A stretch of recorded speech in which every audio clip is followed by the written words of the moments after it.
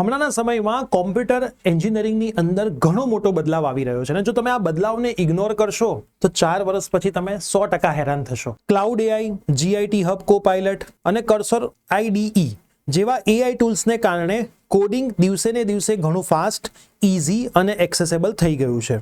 જે કામ કરવા માટે પહેલા ઘણા બધા કલાકો લાગતા હતા એ હવે થોડાક જ મિનિટોની અંદર પૂરું થઈ રહ્યું છે અને દિવસે ને દિવસે એઆઈનો ઉપયોગ વધ્યો છે.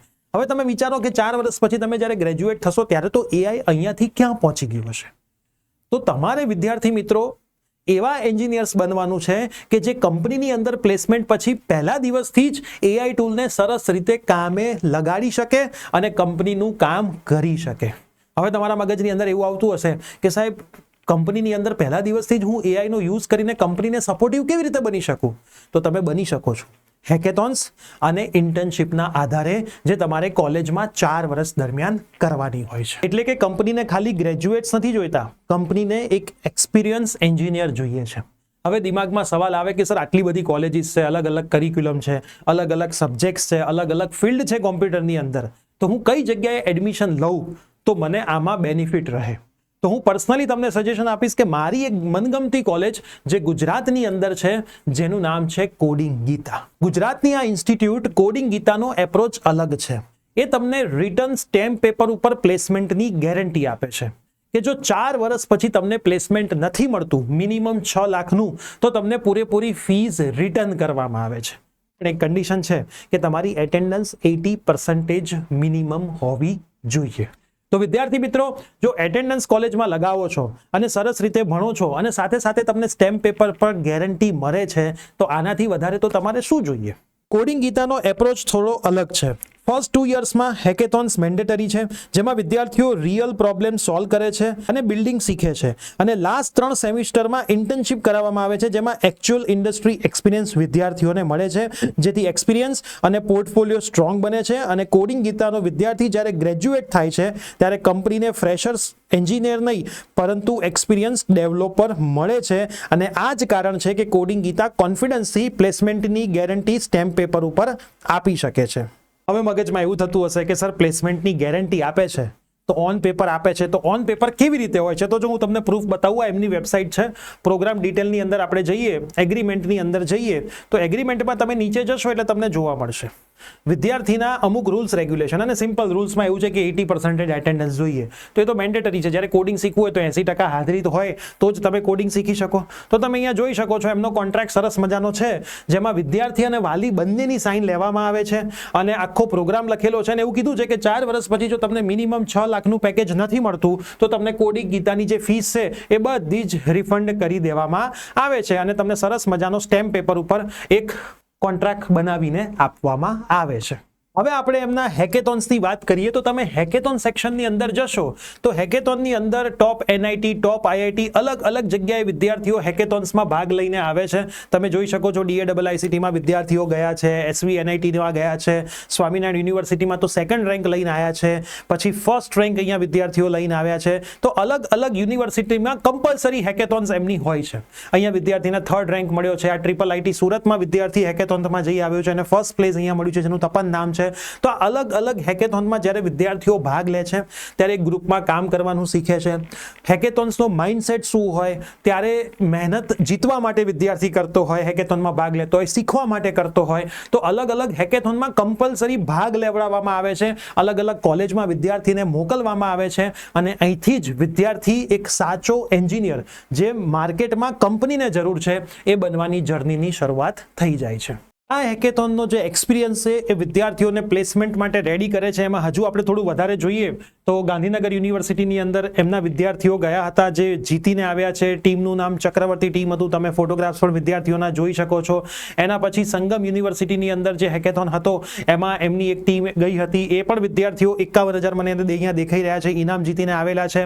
એના પછી એકલવ્યની ટીમ ગયેલી છે કોડિંગ ગીતાની અંદર જેમાં ઓપન પુલ્સનો પ્રોગ્રામ હતો, અઝુરે એઆઈ કોડ આસિસ્ટન્ટ ઉપર હતો, એકલવ્ય ટીમ ગઈ હતી, એ પણ ફર્સ્ટ રેન્ક મેળવીને આવી છે. એના પછી hack the tank 3.0 GDGC SVNIT ની અંદર હતો, એમાં પણ એમની ટીમ જીતીને આવી છે. 20,000 સુધીની અમાઉન્ટ મળી છે, કોડિંગ ગીતાના વિદ્યાર્થીઓ છે.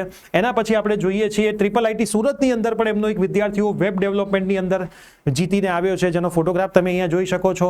ગણપત યુનિવર્સિટીની અંદર પણ એનો વિદ્યાર્થીઓ હેકેથોનમાં ભાગ લઈને આવ્યો છે. તો અલગ અલગ કોલેજ, અલગ અલગ યુનિવર્સિટીની અંદર જે હેકેથોન્સ થતી હોય છે, તમે દરેકે દરેક પ્રૂફ સાથે જોઈ શકો છો. જે જગ્યાએ પ્રૂફ સાથે તમને બધી જ વસ્તુઓ બતાવવામાં આવતી હોય અને એકચ્યુઅલમાં થતી હોય, એ હેકેથોન્સમાં જ્યારે વિદ્યાર્થી ભાગ લેશે ત્યારે ઘણું બધું શીખશે. DAIICT ની અંદર એમના વિદ્યાર્થીઓ જઈને આવ્યા છે અને જીતીને આવ્યા છે, સેકન્ડ રેન્ક મેળવીને આવ્યા છે. તો ઘણા બધા વિદ્યાર્થીઓ છે, તમે અલગ અલગ ઘણા બધા રિઝલ્ટ એમની વેબસાઇટ ઉપર મૂકેલા છે, અને જ્યારે વેબસાઇટ ઉપર કોઈ ડેટા અવેલેબલ હોય તો એ હંમેશા સાચો જ હોય. તો તમે એમની વેબસાઇટ ચેક કરશો તો તમને પણ આ દરેકે દરેક રિઝલ્ટ જોવા મળશે.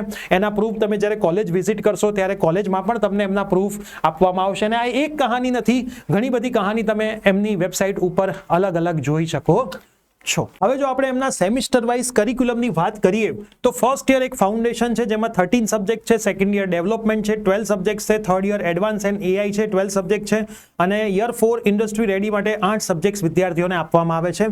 ફર્સ્ટ યરની અંદર ઓડ સેમિસ્ટરમાં mathematics, JavaScript, programming solving using Python, HTML CSS, GIT hub, UI UX design with Figma, communication skill. એ જ રીતે ઇવન સેમિસ્ટરના પણ તમે સબ્જેક્ટ જોશો તો ફર્સ્ટ અને સેકન્ડ સેમિસ્ટરથી જ વિદ્યાર્થીઓને કોમ્પ્યુટર રિલેટેડ સબ્જેક્ટ્સ ભણાવવાનું શરૂઆત કરી દેવામાં આવે છે, અને એમાં વિદ્યાર્થીઓ આટલી બધી સ્કિલ્સ શીખે છે ફર્સ્ટ યરની અંદર.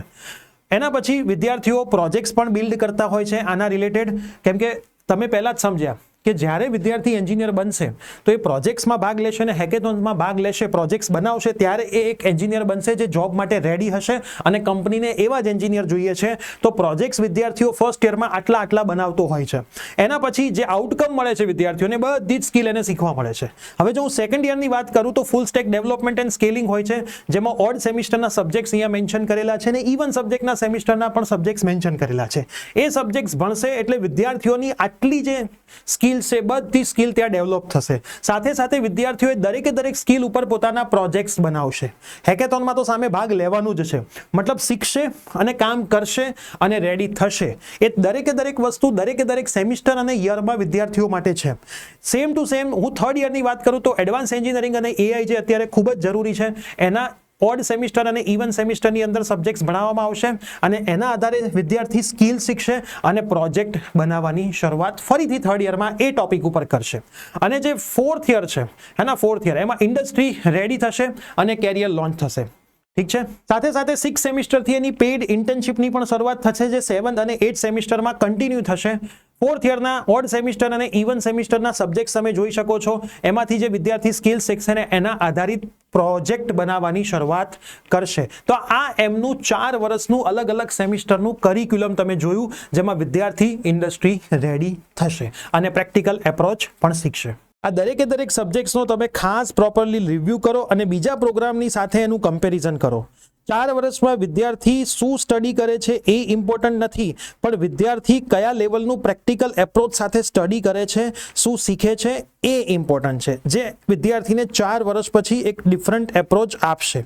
અહીંયા વિદ્યાર્થી સેમિસ્ટર નંબર 5 થી જ રિસર્ચ પેપર પબ્લિકેશન પણ કરતો હોય છે, જે એકચ્યુઅલમાં એમટેકના વિદ્યાર્થીઓ કરતા હોય છે.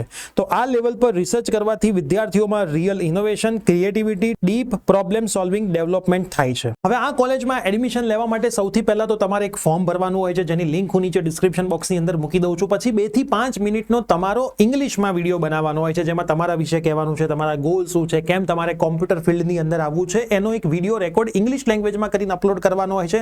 અને એના પછી 30 મિનિટના તમારો એક ઇન્ટરવ્યુ હોય છે, જે બેઝિક પાયથનના ક્વેશ્ચન્સ પર હોય છે, જેનું તમને મટીરિયલ્સ પણ પ્રોવાઈડ કરવામાં આવે છે. તમને ઇન્ટરવ્યુના પ્રિપરેશન માટે 1 વીકનો સમય આપવામાં આવે છે, અને પછી બેઝિક પાયથનના ક્વેશ્ચન્સની સાથે સાથે તમારા ગોલ અને ઇન્ટરેસ્ટ ઉપર પણ આ ઇન્ટરવ્યુમાં ડિસ્કશન કરવામાં આવે છે. હવે જો એમના કેમ્પસ અને ટોટલ સીટ્સની વાત કરું તો બહુ જ લિમિટેડ સીટ્સ એમની પાસે છે. ટોટલ 160 સીટ્સ છે.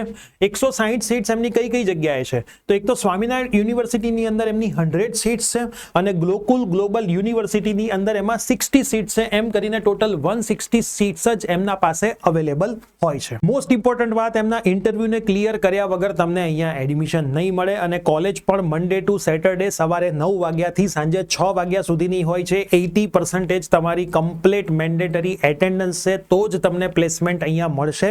સાથે સાથે મોસ્ટ ઇમ્પોર્ટન્ટ વાત, 4 વર્ષ પછી પણ એક્સ્ટ્રા 2 વર્ષ સુધી તમને અહીંયા પ્લેસમેન્ટનો સપોર્ટ મળે છે. કદાચ તમારે કંપની સ્વિચ કરવી છે તો પણ એનો સપોર્ટ અહીંયા મળતો હોય છે. જો તમે D2D ના વિદ્યાર્થીઓ છો તો તમારા માટે 6 સીટ કોમ્પ્યુટર એન્જિનિયરિંગની અંદર અવેલેબલ છે. જો તમારા કરંટ CGPI 7 અથવા 7 થી વધારે છે અને 10th ની અંદર 60% થી વધારે છે તો તમે આ પ્રોગ્રામ માટે એપ્લાય કરી શકો છો, જેમાં પ્લેસમેન્ટની ગેરંટી 5 વર્ષની છે અને પ્રોગ્રામ ડ્યુરેશન 3 વર્ષનો રહેશે. તો વિદ્યાર્થી મિત્રો, તમારે જો આ કોલેજની લિમિટેડ સીટ્સ માટે એપ્લાય કરવું હોય તો એમના એડમિશન ઓપન થઈ ચૂક્યા છે. ડિસ્ક્રિપ્શનની અંદર લિંક છે. ગુજરાતમાં મારી જેટલી ફેવરિટ કોલેજ છે પ્લેસમેન્ટ આપતી, એમાંની આ એક કોલેજ છે. તમે ખાસ ત્યાં જજો, ત્યાં તમે મળજો અને બધી જ તપાસ તમે પહેલા કરી લેજો અને તમને અનુકૂળ આવે છે તો સરસ રીતે તમે એડમિશનની પ્રોસેસ કરી શકો છો.